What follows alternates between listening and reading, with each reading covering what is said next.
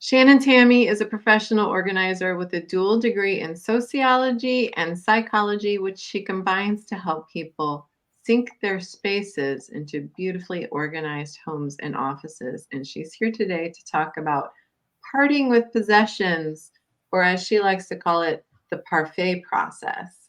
So, welcome, Shannon. Thank you, Michelle. It's so great to be chatting with you again. And not for nothing, Shannon's in a very bright room, and her computer camera is arguing with her on the level of brightness. So it might fluctuate a little bit. Please excuse us. We're human. Yes. And I have tried with the settings, but it's what it is right now. So tell us, so parting with possessions, that's a big deal. It is. A lot of people have a lot of challenge letting go of things. Yes. So yeah, why do you think that is? There is so there's a lot that goes into that, right? So there is psychology that goes behind that, with the going back to even the 1400s, when marketing started, print marketing, and being just basically more in the mindset of, we need this, or you need this. It's that idea that's there, right? And then it's also, it makes it difficult to part with those things. Especially, I have a lot of clients that say, so and so gave me this, my cousin, my aunt, somebody gave me this, and I don't want to get rid of it. And there is tying pronouns to an object. Oh, what should we do with this guy or gal? And it's an object. And it's very interesting, the psychology behind it, but it makes it more difficult to part with those things because we're attached to it. So there's an emotional attachment to the stuff. Yeah, that's what it sounds like. It sounds like we build stories around our stuff and what they mean. Most definitely. Yes. Yeah. And it's really interesting because I have a lot of clients that are only reminded if they see it, of the story, right? So they feel like if they get rid of that, they're getting rid of the tie to that story, or the remembrance of that story, So a lot of times when I do work with a client, I will say, is there another way we can we display this in some way that will remind you, instead of putting it in a box away? Or is there a way that we could maybe take a picture of it and keep a digital reminder, and then maybe we have a discussion around that? Nice. Yeah. So a digital perhaps, or put it on display, other ways maybe that they can capture the essence of the story, or the reminder that about that particular object, or what it means to them. Yes. Okay. Yes. So why are you calling it the parfait process? Explain that a little bit. Yeah. So I was really quite funny, because I started thinking about this. It was years ago when I started, and it was reminding me of, this is a process, and there are many layers to the process, right? But everybody loves a parfait. And that line was so cute when it was a donkey from Shrek. And I was like, everybody loves a parfait. And you can compare it to an onion, because there are multiple levels, but I don't want anybody crying when they cut through the levels. So I try to bring joy and the deliciousness of, the satisfying getting into the layers and telling the stories and getting through the stuff. And even though you think a parfait could end, there's always just that little bit, another layer. And it can keep going, or you can get another parfait. So I try to tie in, just a good visual to it, the layers of it. And a lot of times when I work with clients, it's really like the top layer is just about getting everything together, sorted, and maybe getting rid of some of it. But then later they kind of realized, I really did I felt really good after that. I think I'm ready for another layer. They might call me Mm. 6 months later or a year later and they'll be like, I'm ready, and so we'll go through the process again. So it's very interesting. Okay. Yeah. So the first one is like gathering the things. So Yes. how does someone get started with that process?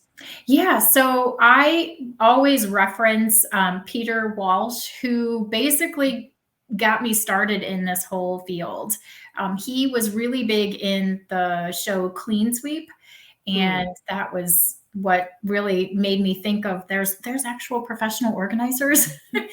And he has a book that is it's All Too Much, and he's coined the acronym SPACE.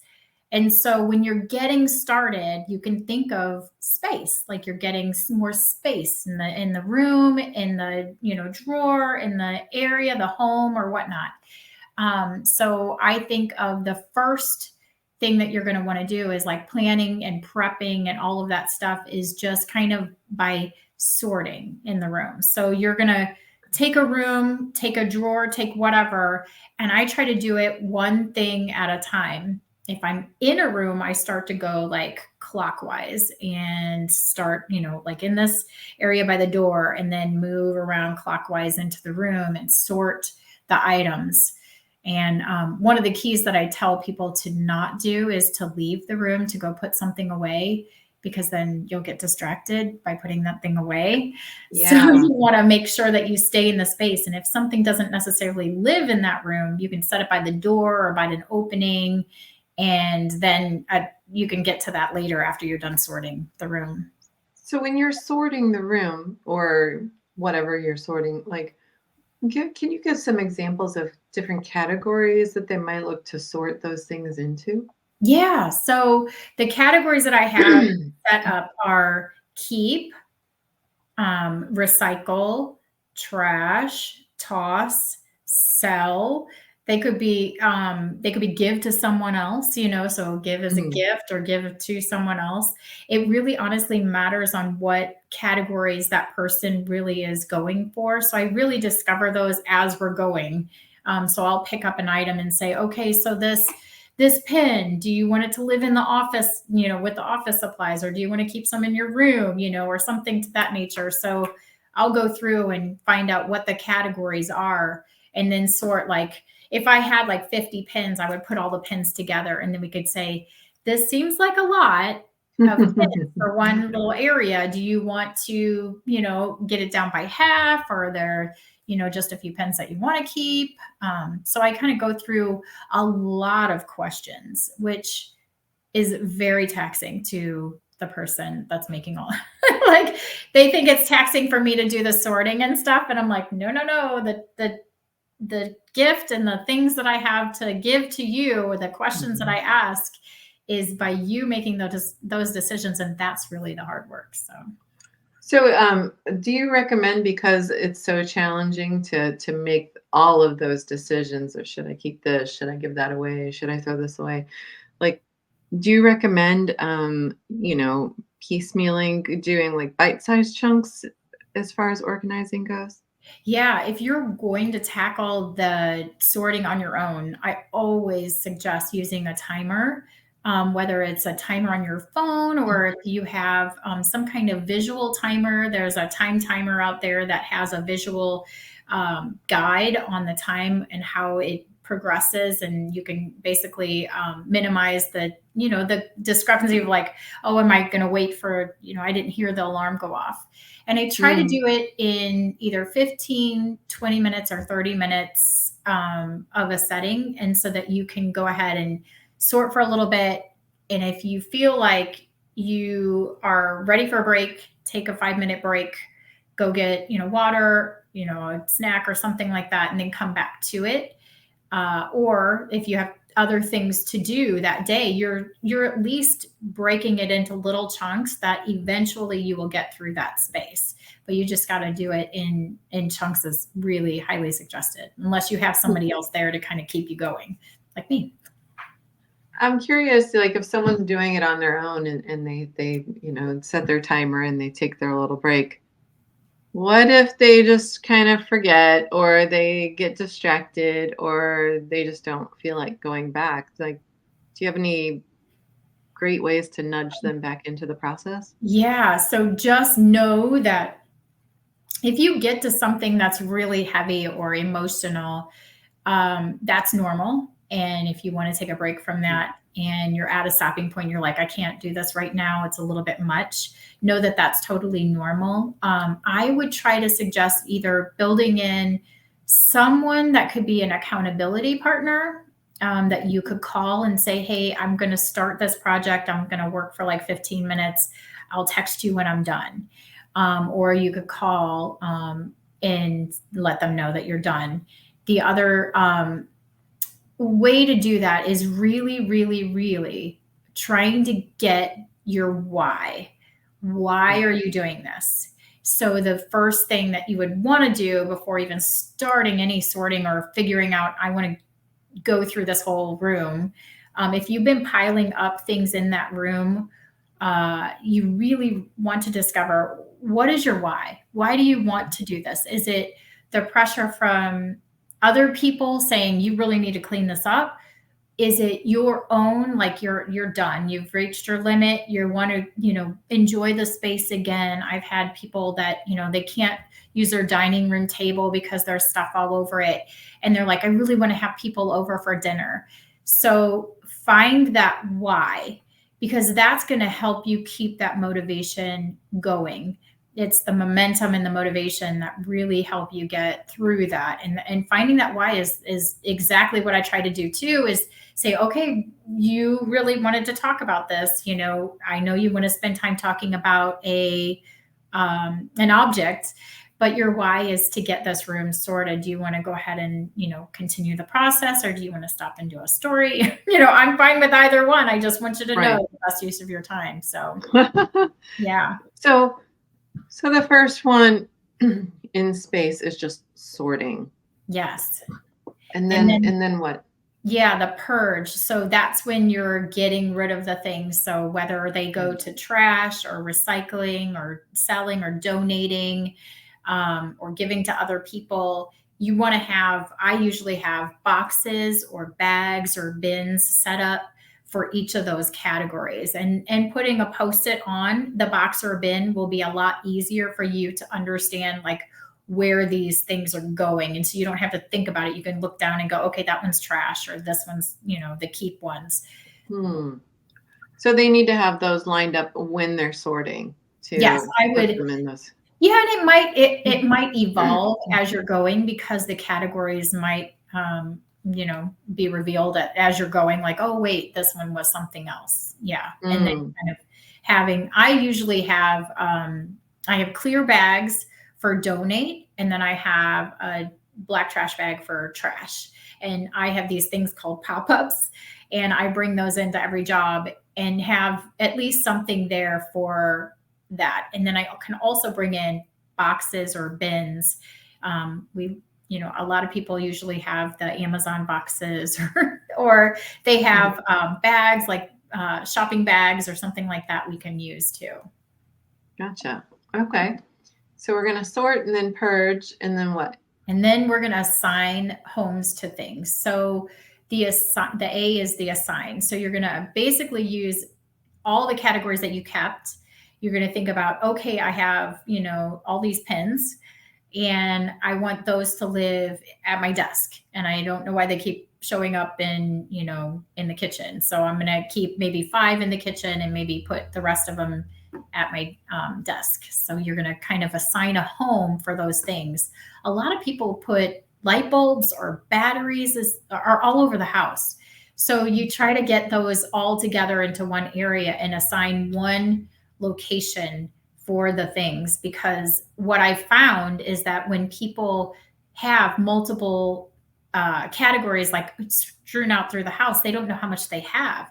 And when they Yeah. run out of it in one area, they think they need to buy more, and they really don't, because they have it in another area. So I try to Yeah. keep like items together. Okay. That's a great idea because I know of people in places that have like office supplies or something strewn all over the place. And by that, I mean in many different rooms, and then Right. never really know how much you have.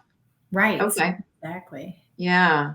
Yeah. Okay. And So what next? so what next? The C is containerizing. So the containerizing means just to basically put it in a bin or in an area that you are going to be able to keep track of. I usually try to use pretty inexpensive bins you can get, or if you really wanted like the acrylic or really nice ones from the Container Store, by all means, go for it. Just know that you can use whatever makes you feel good. I've used anything from, the boxes that your checks would come in to organize things. And I've Mhm. used really nice acrylic items in some high-end houses. Okay. Okay. So containerize them. Yes, containerize. And then E is equalize. So you're going to equalize means just to kind of maintain it. Now, I will tell you that it is impossible. Well, not impossible. Nothing's impossible, but it is highly unlikely that if you are usually disorganized, you are not going to be a person that puts everything away all the time. But if you have homes already assigned to those things, it will make it a lot faster and a lot easier to put those things away. So I typically spend about, maybe 10, 15 minutes a night trying to put things away, just like, okay, it's time to like go to bed, or right before bed, you can spend about 15 minutes like putting the things away that you had out. And that helps keep it tidy as well. Hmm. Well, that's great. Okay. Yeah. Those are all great tips and walking through the process. Yeah. So, starting point, like, what if you walk in a room and it's just overwhelming, right? I've been to a basement recently that I walked into, and it was just stuff everywhere. Yeah. And like, how do you, like, where do you even begin? I typically, if it is, I guess if it's noticeable and it might be easier for the person, or people that are there to pick out items that they know aren't going to belong. Like, sometimes I see like trash items, Mm. things that are broken that, can go away. Maybe focus on the things that they for sure do not want.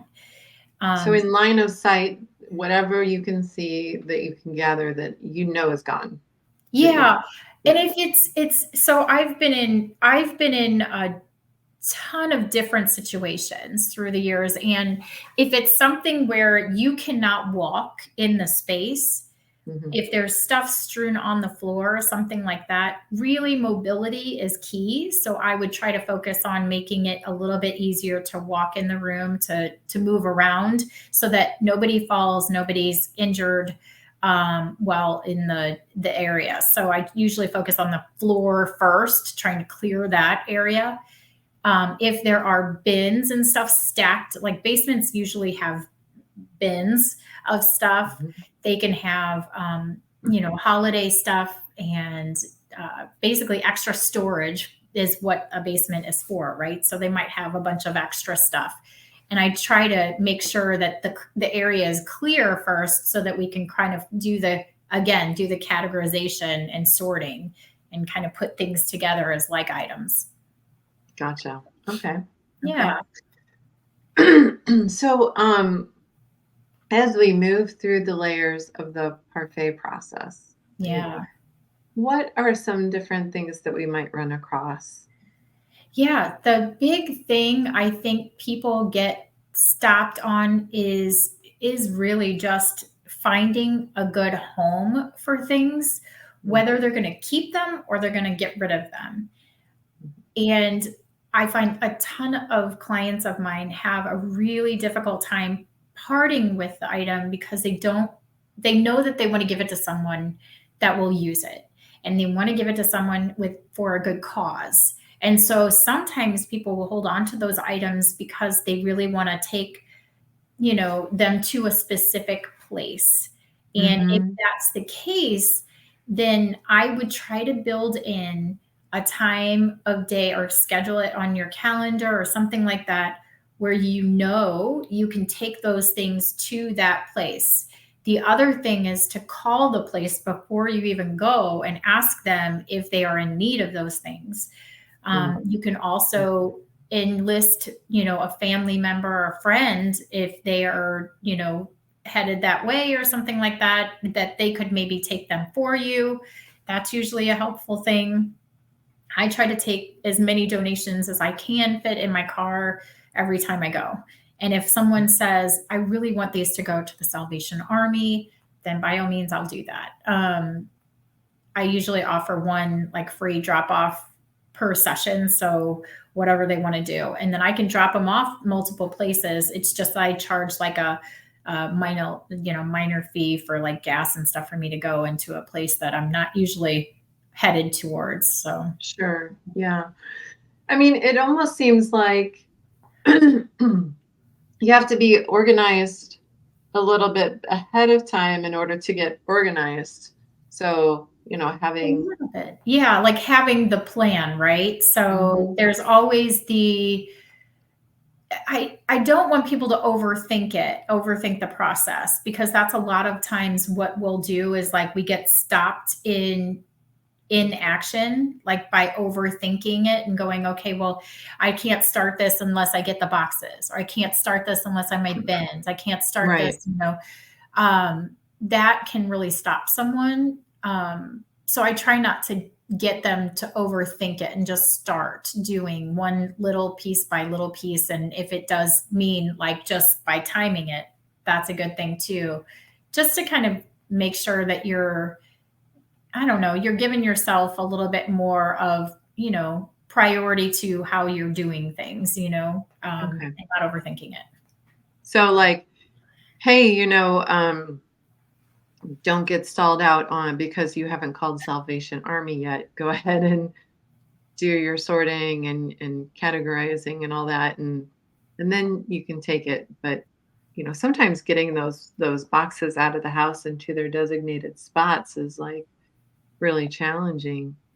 It can be, and I think that that is a lot of what happens is people just get stopped and they're like, "Oh, I meant for these things." Everybody, I love that, everybody has the best intentions for the items, Hmm. everybody. And I love that, but it is also causing people to not go through with the process, and not finish what they started and what their intention was to get that room cleared. Yeah. Yeah. So when someone's in the heat of it, like how can they, maintain their motivation during the process? I know you said, obviously working with a professional and having some accountability with a friend, but how do you just like, you know, I say I'm halfway through clearing out that basement that I alluded to. Like, how Yeah. do I keep motivated to just finish it? Because I don't know about you, but I know a lot of people that it's easy to get started and it's not so easy to go to finish. Yes, and that is yes. So that's exactly what the parfait process like is going to be like, parting with those things and getting to your why. And if you are a visual person, maybe there's a picture of something serene space that you really Mm, want to envision that space to be. If just think about how you are a processor. If it's something that you're really good about auditory and you want to put on some good music to jam out to while you're in the space, that's great. mm, If you have a mantra that you want to make for that space, for yourself to keep going, that's awesome. If there's something that can keep you going, and chocolate does it for me. No. So we might have chocolate breaks, some kind of yeah. little thing to reward yourself and to Oh, keep you going, so take those little bits of steps and all of the things that you need to do to get through the process, but think of the end result, the why. Why are we the doing this? why. Yeah. Focus on that end result, visualize it, maybe put up pictures of it. Yeah. Yeah. Yeah. Yeah, and again, And like, after you're done, like, just think about the reward.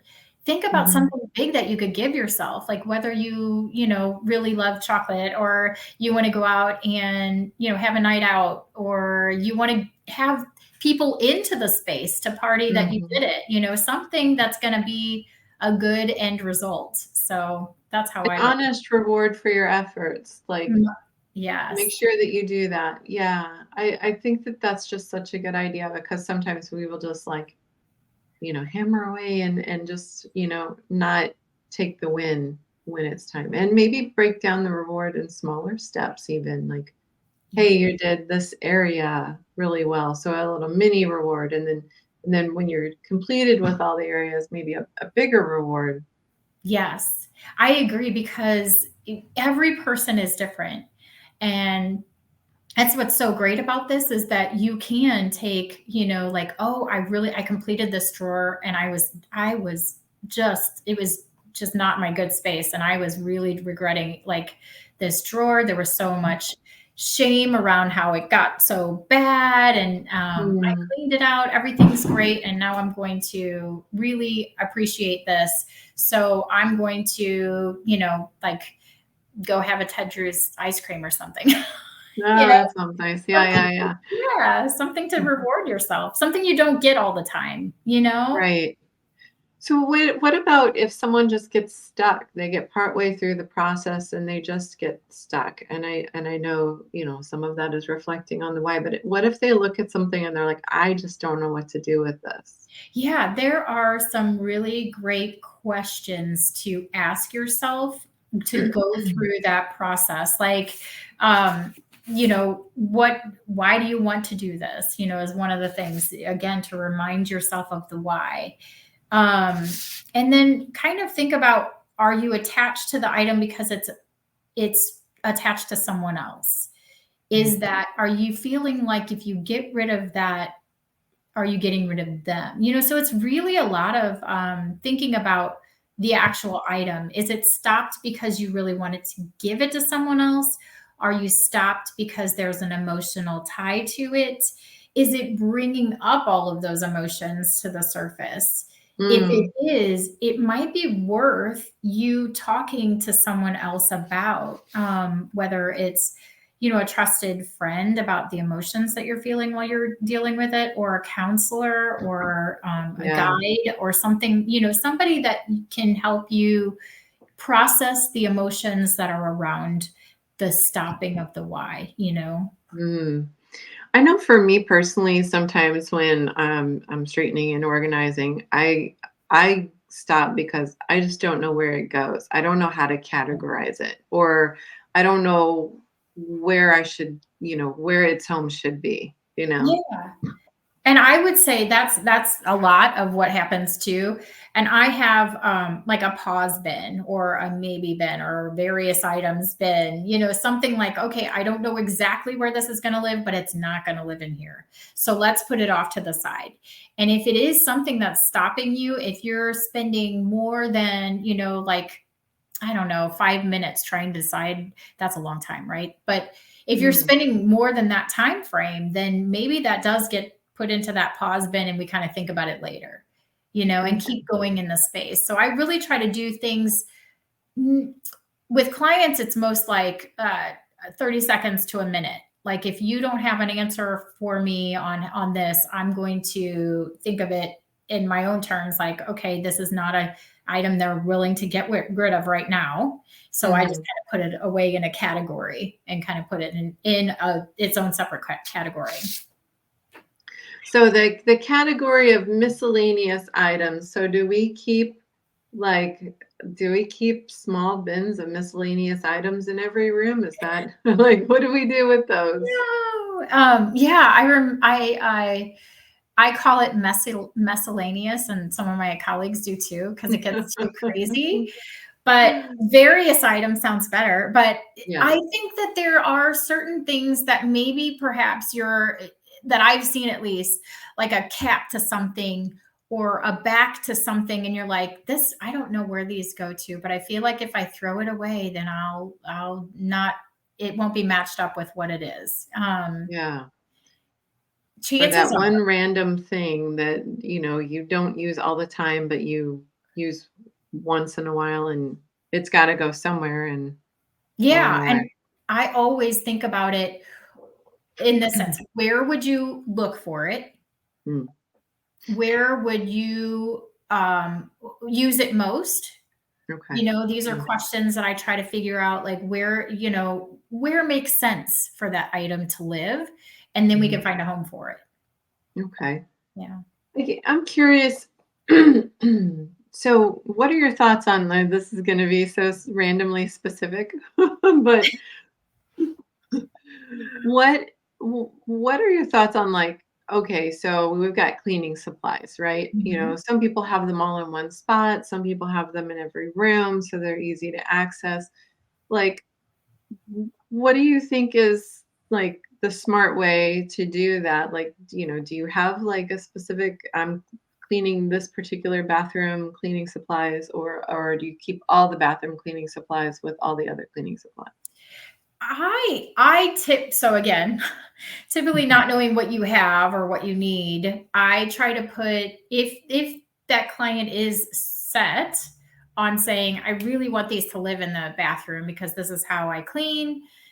that's fine, but I just want to make sure that wherever they're keeping the back stock is either close by or they know where it's Mm, at, because then they can go to the back stock area and go, okay, so I have, 5 window cleaners. I don't need to buy any others. I'll just get from the back stock and bring it up and put it in the bathroom again. gotcha. Yeah. Yeah. So that's how I Because otherwise they could accrue too much. Yeah. Yeah, yeah, and Okay. having it multiple places, like cleaning supplies can make sense sometimes, but I really try to keep, some under the sink, but not a lot. Mine are Mhm. mostly in like my linen, like I don't have a lot of linen stuff, but a lot linen closet, and I have some in my, like, I have a split level, so it's like basement, but it's not really basement. It's a storage Gotcha. area. Yeah, yeah. Yeah, so like my backlog stuff or the stuff that I don't use very often, can live there. Oh, I think you just inspired me to make some shifts in my cleaning supplies, actually. Yeah, because Yay! I do have space in a linen closet that's centralized, so that might actually be, like, aside from kitchen and laundry stuff, it might actually be a really good location. Oh, So, good. thank you for that.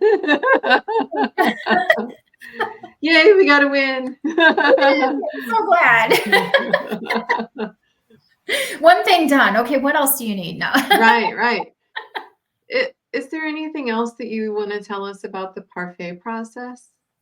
Yeah, so it was really funny because I started to think about a lot of alliteration with the Yeah. P's because it could be so pleasing.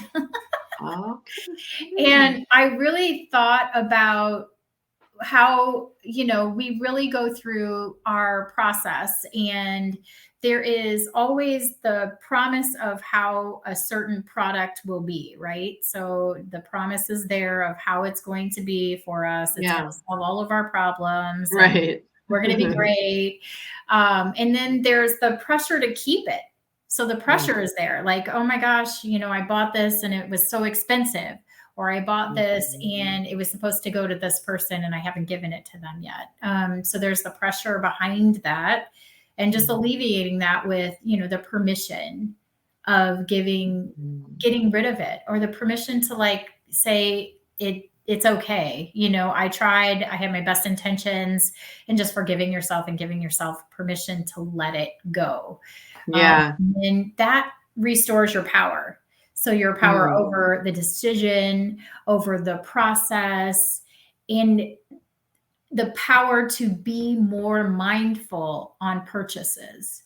So trying to be like, okay, so do I need this or do I want it? And if I Mhm. do buy it, where am I going to put it?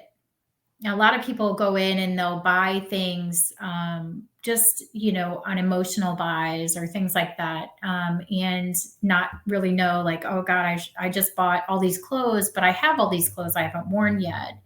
Yeah. And I really try to get them to be more mindful, like, of where it's going to go if you're going to buy it.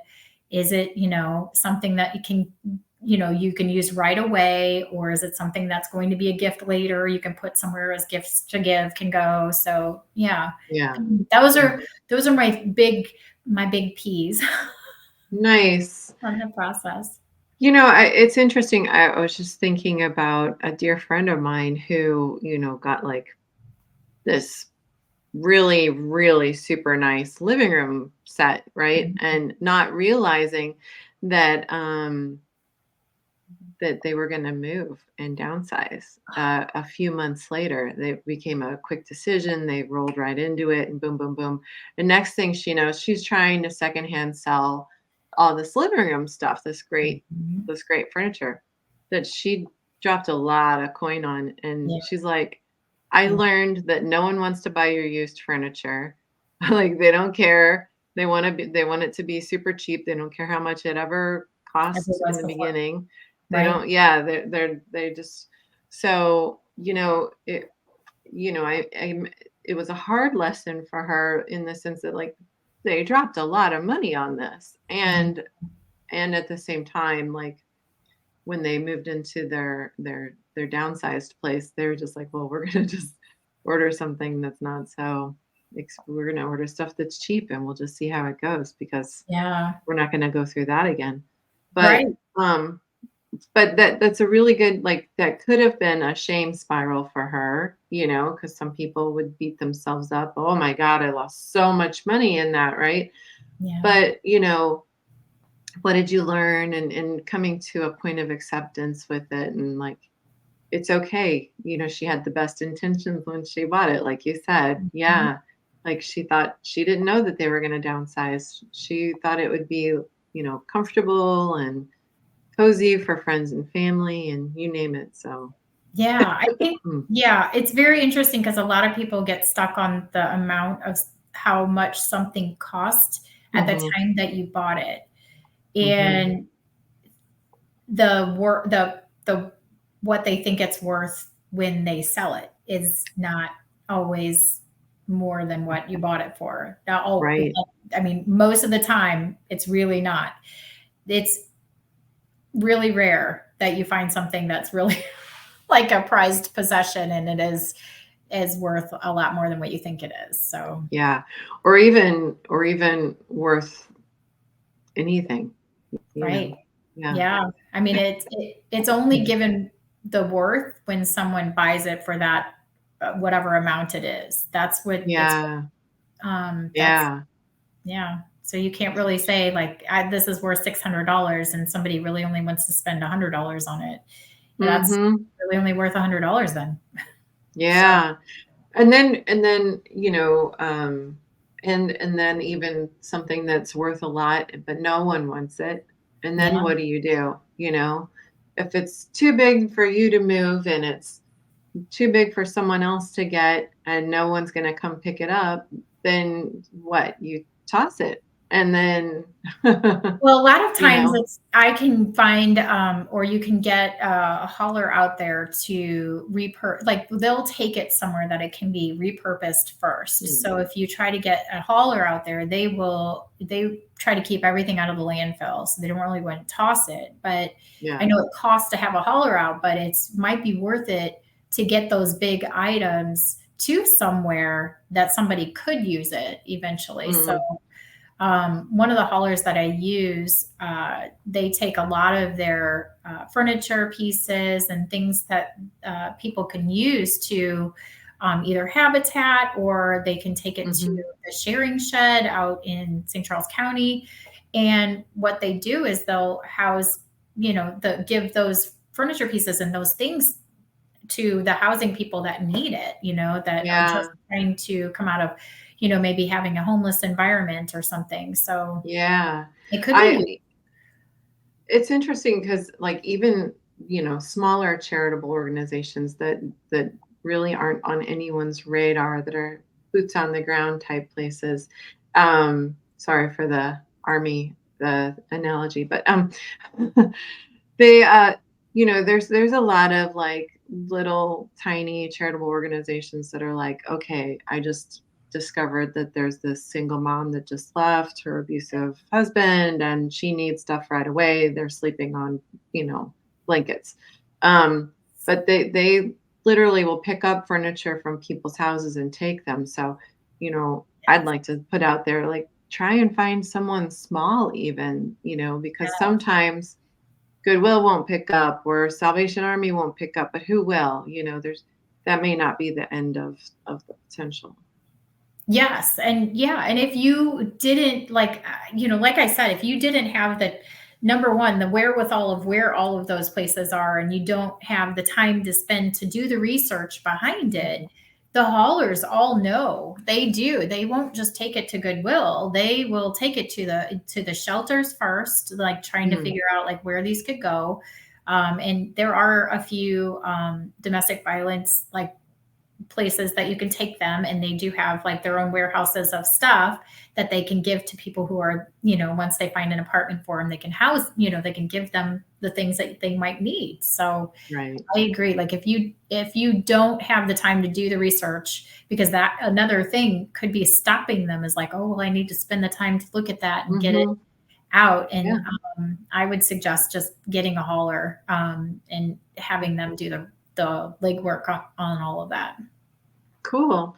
And, Yeah. not for nothing, like, crowdsource your information too. Like, so many people are on social media or they know someone who knows someone. So, Yes. ask for those recommendations. And Yeah, there's the what is it? The buy or free buy free yeah. buy sell free or something sites. And then there's also I was part of a site when all the refugees came over and they didn't Mhm. have anywhere to have their items, and I was able to post some things on there, and they came, people could come and get them from your house.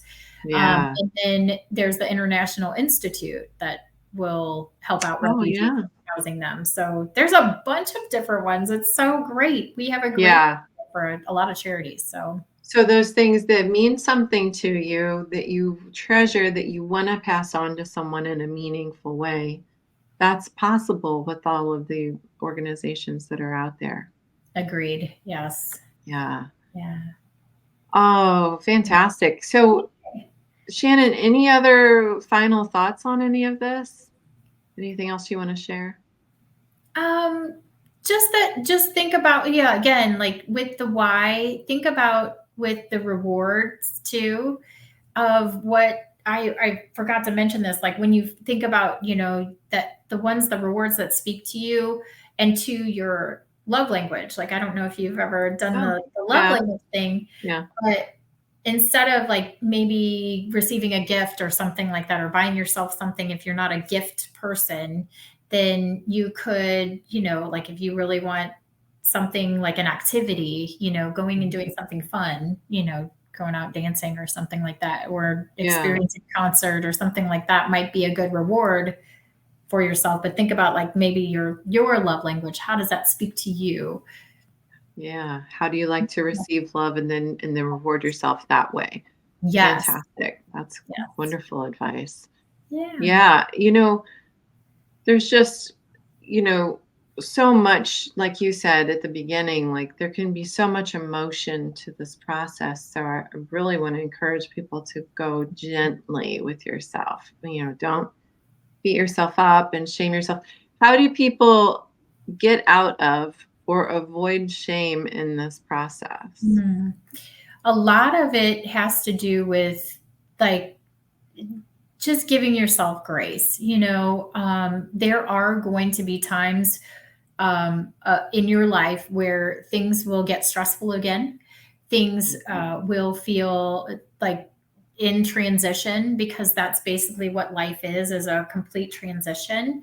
Mhm. When those things happen, there is some backsliding that will happen. So you'll revert back to your old ways, just of how you Mm. cope with things, and just know that that's what it is. And if you have to call in, reinforcements for help, whether it's an organizer or a counselor to work through those things, I say do it, because it's totally worth it to live peacefully. Like if that's your goal, like you want a peaceful space or you don't want to have all the stuff, or if you do want to have all your stuff, but you want it in a better way, then Mhm.